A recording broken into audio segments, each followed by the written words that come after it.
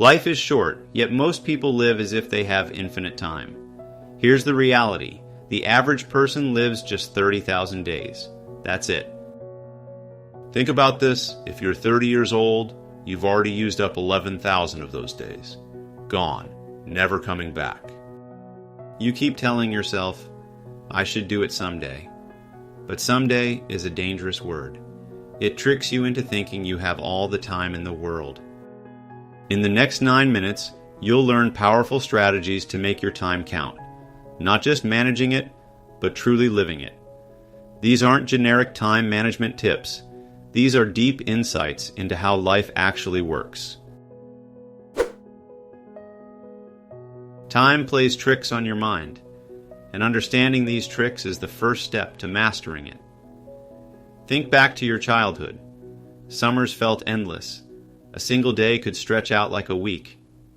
But now, years fly by like months. This is known as the time unit paradox, and it's not just in your head, it's how your brain actually works. The science behind this is fascinating. Your brain measures time by recording new experiences. As a child, everything is new, and your brain is constantly recording, making time feel slower. But as an adult, routines take over.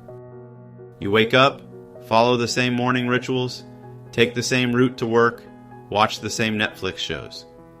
Your brain stops recording these repetitive moments, and before you know it, weeks, months, and even years blur together. This is the trap of time blindness. But there is a way to escape it. Change your routine. Take a different route to work. Learn something new every month. Strike up conversations with strangers. Each new experience forces your brain to pay attention, making time feel fuller and more expansive. The biggest mistake people make with time is overestimating what they can accomplish in a single day, while vastly underestimating what they can achieve in a year. This is why so many people abandon their goals too soon. They get frustrated when they don't see immediate progress, forgetting that true change compounds over time. Busyness is often mistaken for productivity. People fill their days with endless tasks that feel important, but don't actually move them forward. One of the most powerful tools for cutting through the noise is the deathbed test. Imagine yourself at 90 years old, looking back on your life. What moments will you cherish? The extra hour spent at the office, or the time you shared with loved ones? The answer becomes crystal clear. Successful people understand that knowing what not to do is just as important as knowing what to do. The two-list strategy is a game changer. Write down everything you want to achieve, then circle the top 3. Those 3 become your true priorities. Everything else? That's your avoid list, the distractions disguised as productivity. Think of it like compound interest, but for life choices. Small daily investments in the right priorities multiply over time. The challenge, though, is that distractions constantly fight for your attention. Social media, meaningless busy work, endless notifications, they all steal precious time. The only solution is to ruthlessly eliminate what doesn't serve you. Time is far too valuable for anything else. Relationships are like bank accounts. Every interaction is either a deposit or a withdrawal. A sincere compliment, that's a deposit. Being late and unreliable, that's a withdrawal. And just like a real bank account, you can't keep making withdrawals if you never make deposits. Yet so many people only reach out when they need something. Then, they wonder why relationships feel transactional and unfulfilling. The truth is, strong relationships aren't built on grand gestures or expensive gifts. They're built in the small, daily moments, the random check-ins, the thoughtful text messages, the willingness to listen. Interestingly, shared suffering builds stronger bonds than shared pleasure. The relationships that withstand hardships become the deepest. And don't underestimate the power of weak ties, those casual acquaintances and distant connections. They often serve as unexpected bridges to new opportunities and perspectives. Strong ties provide comfort, but weak ties help you grow. If you want to expand your sense of time, help others.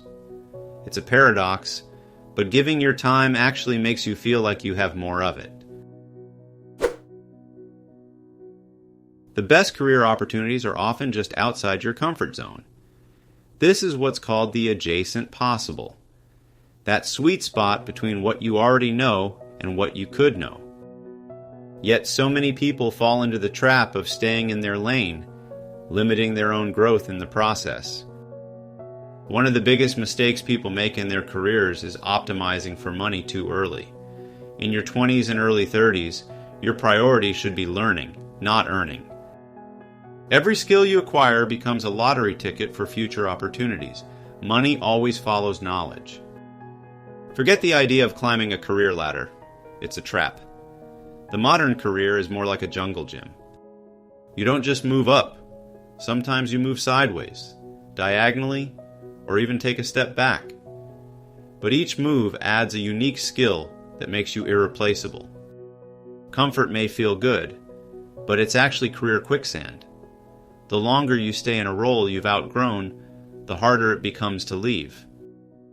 One way to keep evolving is by practicing productive procrastination. If you're avoiding a task, use that energy to learn something new. Those side projects, they often reveal your true passion. Chapter 5: Health and Vitality. Health isn't just about living longer. It's the foundation for everything else in life. Every goal, every relationship, every ambition either thrives or suffers based on your health. Think about it. Would you rather have 8 fully energized hours or 12 sluggish ones? Energy matters more than time itself. The belief that sleep is a waste of time is one of the most damaging misconceptions. Sleep isn't just about rest, it's your brain's reset button. Without it, your decision-making ability plummets. The job promotion you want, the relationship you're building, they all depend on your brain functioning at its best. Here's an interesting observation. Morning you and evening you are two completely different people. Morning you makes ambitious plans, but evening you has to follow through. If morning you schedules an intense workout, but evening you is too exhausted to go, the cycle of broken promises continues. Be realistic with your plans. If you're short on time, micro workouts are the way to go. 10 push-ups here, a short walk there, 5 minutes of stretching, it all adds up. Your body wasn't designed to sit for 8 hours straight. Physical movement creates mental clarity, so if you're stuck on a problem, step away, move your body, and watch the solution come to you. In conclusion, life isn't about finding extra hours. It's about making the hours you already have count. Every principle we've covered, from time perception to relationship building, from energy management to career choices, works together to shape a life worth living. Time will pass no matter what you do. The difference is whether you use it wisely or let it slip away.